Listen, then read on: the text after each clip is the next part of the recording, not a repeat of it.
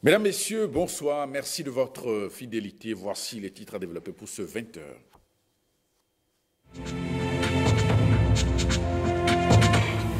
Le parti Alternative Citoyenne fait de la reddition des comptes son cheval de bataille. Le député Orden Aladati était face à ses mandants. Il a fait le point de ses activités au Parlement.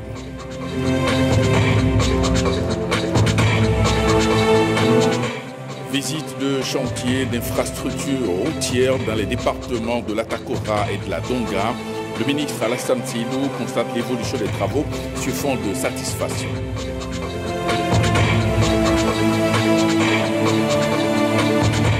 Remise d'épaulettes à l'École nationale des officiers du TOFOR. Une soixantaine d'officiers ont reçu le parchemin en présence des hauts gradés de l'armée.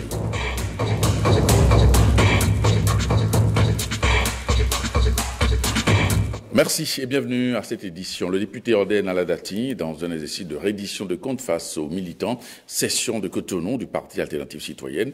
Le député rapporteur de la Commission des lois au Parlement est revenu de long en large sur ses actions au Palais des gouverneurs. Il s'est par ailleurs prononcé sur les grands sujets de l'actualité, notamment l'amendement de la Constitution. Des précisions ici avec Ricardo Lepécou et Michi Elewe. L'heure est à la reddition des comptes. Après un moment de silence, le député Orden Aladati, face à ses mandants, se prête à un exercice fascinant. Présenter un bilan explicite de ses actions au Parlement et aux côtés du président Patrice Talon. Dans le pays, certains ont l'impression que nous n'existons plus. Mais ce n'est pas vrai, c'est parce que nous sommes à la tâche. Nous sommes en train de travailler. Et ce travail, les militants et militantes de Alternative Citoyenne en sont bien conscients. Plusieurs défis sont à relever et la tâche n'est pas aisée. Monsieur le Président de la République, vous avez le soutien des femmes du Bénin. Vous avez le soutien du vrai peuple. Nous vous encourageons à ne pas baisser les bras. Monsieur le Président, force et courage à vous. Du courage et de la force, le président Patrice Talon en a besoin selon les jeunes de Alternative Citoyenne.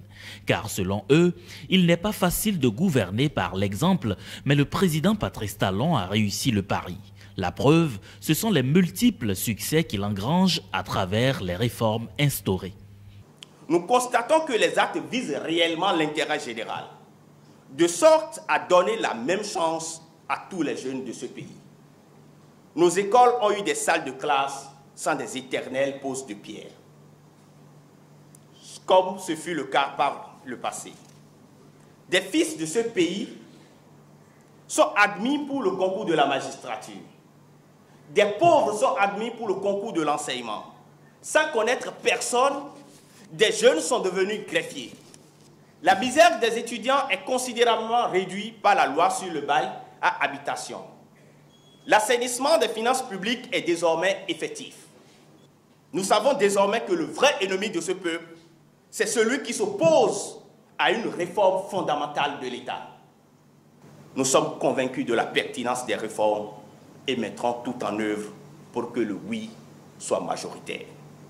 Et pour faire passer l'amendement de la Constitution sans anicroche, il faut en expliquer les tenants et aboutissants. L'article 26 ne parle pas que des femmes. L'article 26 parle de toutes les discriminations liées au sexe, liées à la religion, liées à l'ethnie, et j'en passe. Si vous touchez à l'article 26, ce sera la porte ouverte à tout. C'est pour ça que le législateur responsable a dit cet article qui règle la question de la discrimination globale. Ce ne serait pas prudent d'aller toucher, il faut aller chercher les aménagements dans la Constitution qui permettent d'élever la représentativité des femmes. Et nous avons trouvé qu'il faut le faire à travers les articles 80 de la Constitution. C'est ça la question du regroupement des élections. Pour permettre que toutes les élections se fassent au cours d'une même année. Ça va nous faire de l'économie. De deux, ça va permettre aux citoyens de travailler, ne pas être dans les élections tout le temps. Devant les cadres du parti Alternative Citoyenne et bien d'hommes politiques, le député Orden Aladati a saisi l'occasion de cette séance pour annoncer la constitution prochaine d'un bloc progressiste composé de plusieurs partis politiques soutenant les actions du président de la République.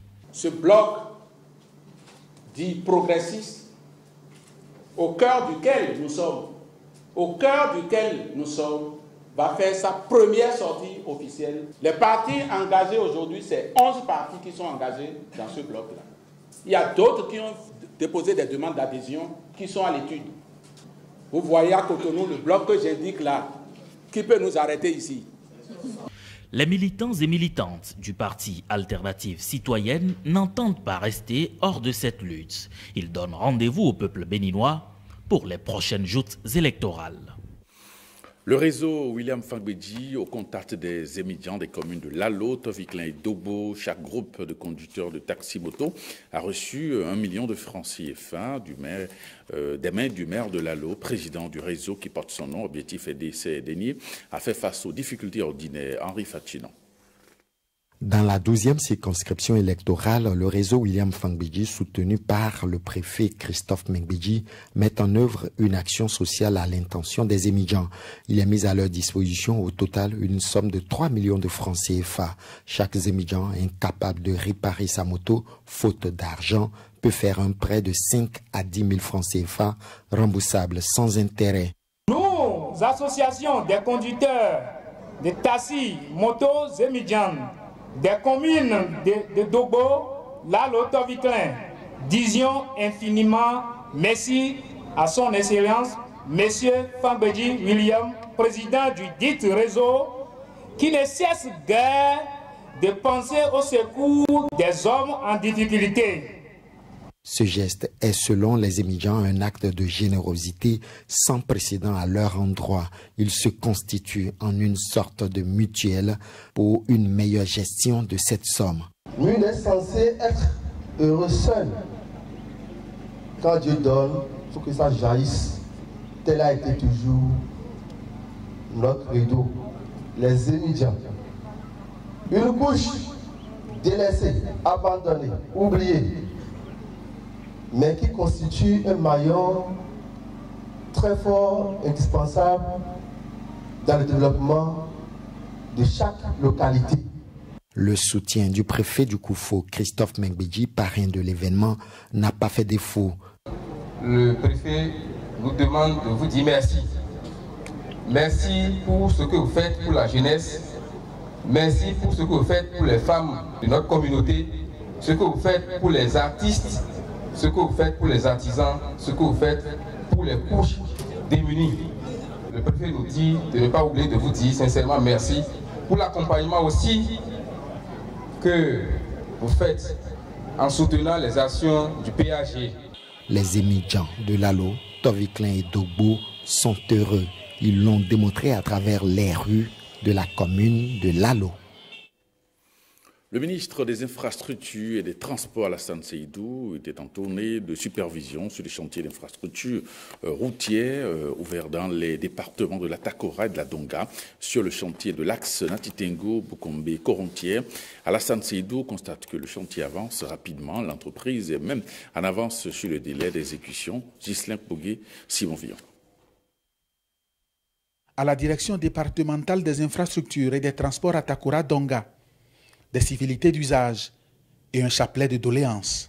L'insuffisance du personnel, le manque criard des matériels informatiques et bureaux, non-paiement à temps des pensions de retraite des agents d'appui de la direction départementale des infrastructures et des transports à Takora-Donga émargeant à la Caisse nationale de sécurité sociale.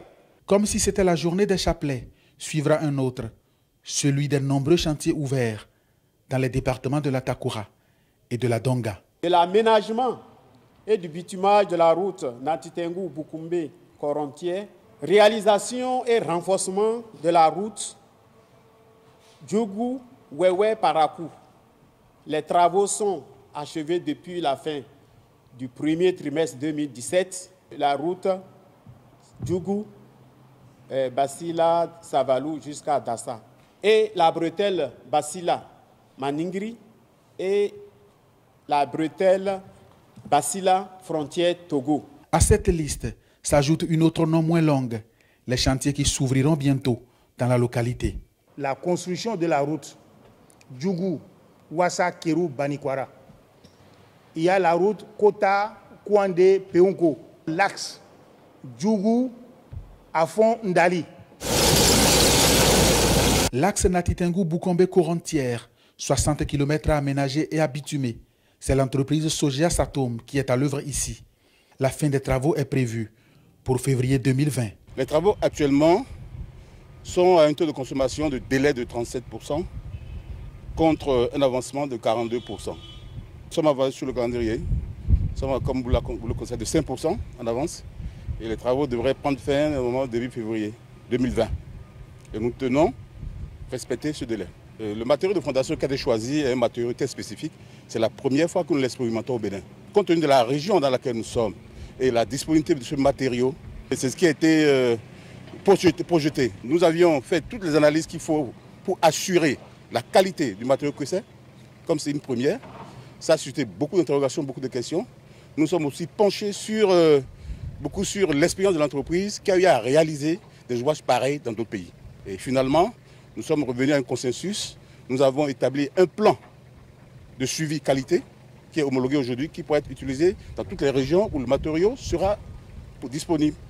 Je vous assure que c'est une route qui sera très solide. Très solide. Si nous revenons ici dans 20 ans, tout ce qui peut arriver, c'est le revêtement qui peut partir. Et on remet le revêtement. Ah, je fais le pari. Ah oui, c'est ma réputation. Le chantier avance. Les autorités administratives en charge du secteur le confirment. Nous avons mis en place une mission de contrôle qui surveille permanemment ce chantier. Nous aussi, mensuellement, nous sommes là. Le président ambitionne de révéler le Bénin à lui-même et au monde. Et lorsque vous voyez des travaux de cette qualité, des structures de cette qualité, vous vous rendez compte vous-même qu'il est en train de relever le défi. La première garantie, c'est la qualité de l'entreprise. Parce que lorsque vous prenez Sogea Satom en Afrique et dans le monde, vous savez que c'est une entreprise qui tient à son image. Donc, en dehors de tout contrôle, il y a d'abord cette qualité de l'entreprise. Nous avons parcouru tous les chantiers, de Boukombe jusqu'à Corontière. C'est assez impressionnant et tous les ouvrages de franchissement presque ont été réalisés et de qualité quand même acceptable. Je crois que l'entreprise avance normalement. Les populations ont témoigné, le maire aussi a témoigné. Tout le monde ici est vraiment heureux de ce qui est en train de se faire. Avec tout ce qui est fait, on ne peut que dire merci au gouvernement. De Corontière, c'est pratiquement le grenier de la commune. Des gens qui venaient, des bonnes dames qui venaient pour acheter des produits au niveau du marché, et difficilement ces dames-là arrivaient à rejoindre Boukoumé en période de crue. Et voire même, il est arrivé une fois qu'une bâchée soit emportée par l'eau. Même les hommes, et un de mes CA a failli perdre sa vie au niveau de ce pont qui a emporté son engin. C'est une zone touristique, une zone très chère aux touristes. Tous ceux qui arrivent, qui quittent l'Europe, qui viennent à Cotonou, veulent toujours faire un tour à Boukoumé pour voir ce qui se passe. Et je pense qu'avec cette route, pour rallier Boukoumé, sera très facile. Et notre vœu le plus pieux dans notre plan de développement communal, où nous avions marqué le tourisme comme axe de développement, ça va plus nous amener à réussir tout ce qui est prévu comme investissement. Nous demandons à l'entreprise de poursuivre sur la même lancée, de tout faire pour que les délais soient respectés et que la qualité que nous avons vue aujourd'hui soit maintenue. Parce que le chef de l'État est très accroché à ça. Maintenant, nous entrons dans la phase de la concrétisation. Je crois que maintenant, ce sont les faits qui vont parler. Nous avons fait Paouia, Banamé, Kové, Zayanado. Aujourd'hui, c'est Natitengu, Boukombe, Corontière. Demain, ce sera Djougou, Basila, Savalou, Dassa. Un autre chantier qui attend la visite du ministre et de sa suite. Les défenseurs de l'environnement ont choisi le sport pour mener une lutte contre les sachets plastiques. L'idée d'Eco-Running est née et là, la deuxième édition a eu lieu ce samedi. Ils sont nombreux à avoir bravé la fraîcheur pour assainir les artères de Cotonou. Jean-Claude James, Wenceslas Armaïmon. Dans leur course ou leur marche, tout sachet plastique retrouvé au cours du trajet est ramassé. C'est le concept Eco-Running, une formule adoptée par ces éco-citoyens qui sont en croisade contre ces déchets ennemis de l'environnement. Eco-running, comme ça s'entend, éco, donc il y a de l'écologie derrière, et running, c'est courir. Donc nous voulons courir tout en ramassant les déchets plastiques sur nos artères. C'est pour plus sensibiliser en fait, plus sensibiliser pour que chacun puisse adopter le comportement normal, citoyen. Bon, à défaut d'utiliser les sachets biodégradables, au moins les jeter dans des poubelles quand ils finissent les utiliser. Les mairies doivent nous mettre un peu des poubelles un peu partout. Prenant le départ de Ganri pour sillonner Akpakpa, Saint-Michel, Zongo, Bourse du Travail et autres quartiers, les coureurs rallient le point de départ 1h30 après avec plus de 823 kg de déchets plastiques.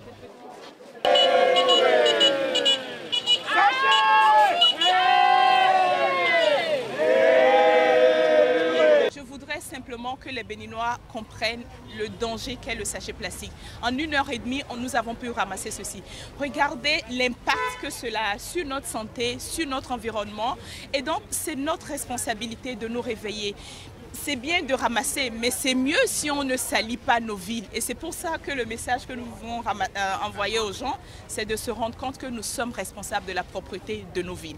L'objectif qu'après, nous allons les remettre à une ONG qui va leur donner une deuxième vie. Donc d'ici là, vous allez voir des seaux, des bassines avec ces sachets plastiques. Donc au moins, ça aurait servi à quelque chose. C'est la deuxième édition d'Eco-Running depuis le vote de la loi 2017-39 portant interdiction des sachets plastiques non biodégradables en République du Bénin. Seulement, la population espère toujours un substitut pas cher et qui existe en quantité et sur toute l'étendue du territoire national. Les femmes productrices de sel de Djegbadi à Ouida ont reçu des foyers améliorés et des kits d'ustensiles pour l'amélioration de leur production. C'est un don du PNUD pour accompagner ces femmes dans la recherche de solutions durables à la production du sel. Hugues Ondelo. La remise de foyers améliorés à 4 socles et des kits d'ustensiles aux femmes productrices de sel de Djegbadi, Degouin et Meko dans la commune de Ouida marque le début de la phase préparatoire du projet d'appui à la production et à la commercialisation du sel, Procel Djegbadi. Une initiative du Programme des Nations Unies pour le développement qui permettra entre autres de renforcer la résilience des actrices locales dans les domaines de préservation et de gestion durable de la mangrove. En effet, cet outil contribuera sans doute à réduire la pression observée sur les ressources ligneuses et les conséquences sanitaires engendrées par l'utilisation du bois dans le processus traditionnel de production du sel. C'est en définitive une technologie alternative plus adaptée et plus efficace sur le plan de la protection environnementale et sanitaire qui facilitera l'utilisation de l'énergie propre dans cette activité caractéristique de la localité de Djegbadi. À la pratique, cette nouvelle technique de production se confirmera certainement comme une méthode alternative respectueuse de l'environnement. Et les leçons que nous serons amenés à tirer dans cette phase expérimentale nous permettront de l'améliorer et l'étendre à toutes les femmes productrices. Comme vous le savez, Djegbadi seul comporte environ 200 femmes qui interviennent dans ce domaine. Ouida ambitionne d'être une destination touristique de premier choix et cela ne saurait être une réalité sans la mise en place d'attractions artisanales. En la matière, le sel de Djegbadi reste un produit à faire connaître davantage. Avant de poursuivre ce journal, ce communiqué du port autonome de Cotonou, le 20 décembre 2017, le Conseil des ministres a autorisé le ministre des Infrastructures et des Transports à procéder à la contractualisation de la gestion du port autonome de Cotonou dans le but d'optimiser la rentabilité du port de Cotonou. La réorganisation envisagée comporte 2 phases. Une phase d'approche et une phase active, dite phase d'exécution à partir du 1er mai 2018. Compte tenu de l'urgence des décisions à prendre, il a été retenu par le gouvernement béninois en accord avec PAI d'avancer au 1er avril 2018 le démarrage de la phase d'exécution. Monsieur Christian Desblocs, expert PAI, directeur au port d'Anvers, a été détaché pour assurer la période de transition proposée par PAI. En conséquence, M. Christian Desblocs a été nommé directeur général du port autonome de Cotonou par le conseil d'administration et avait en outre pour mission de prendre des mesures urgentes pour l'amélioration de la gestion du port autonome de Cotonou, installer l'équipe des directeurs PAI, préparer et conduire la transition. Comme convenu dans le contrat avec PAI, M. Christian Desblocs cédera le poste de directeur général du port autonome de Cotonou à M. Juristis à compter du 1er août 2018. Le soutien et la collaboration de tous, travailleurs, clients et usagers à la nouvelle direction générale, sont nécessaires pour cette mission et pour le succès de ce partenariat gagnant-gagnant, le port autonome de Cotonou. Nous allons donc poursuivre ce journal avec la santé. La biologie médicale est une spécialité de la santé qui met en évidence les différents constituants des liquides biologiques. Son intervention est transversale à plusieurs secteurs et ses acteurs œuvrent à une éthique pour assurer aux populations des analyses de qualité. Jérôme Mouba. Dans les centres de santé et les hôpitaux, les démarches diagnostiques, thérapeutiques et de recherche sont basées sur les activités des biologistes médicaux. Ils sont au cœur des analyses de divers ordres et la moindre erreur peut s'avérer fatale.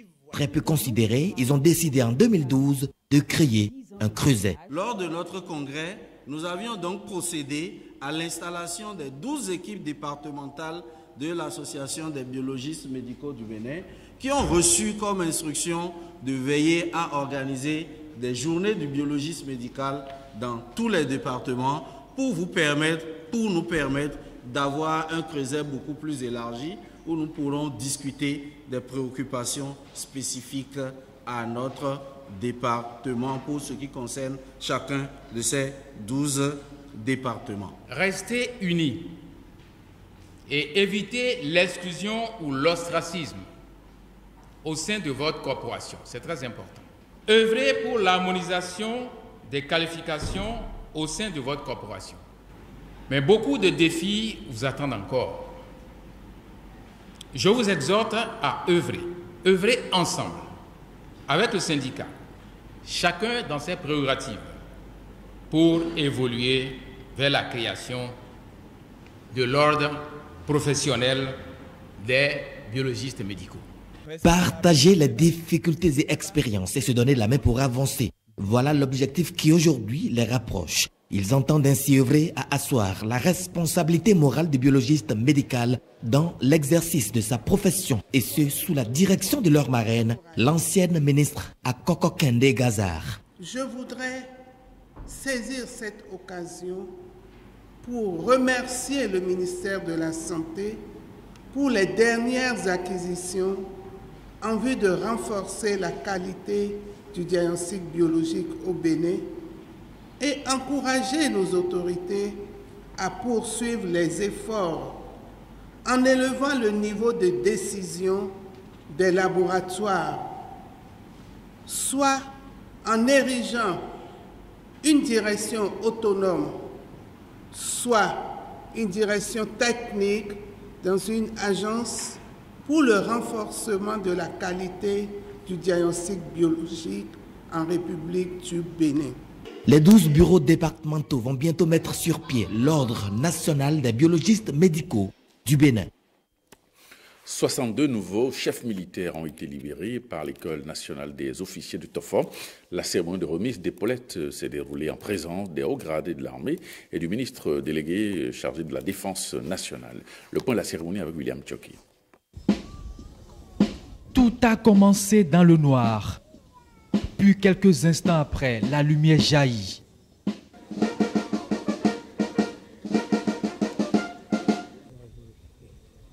Et l'hymne national retentit.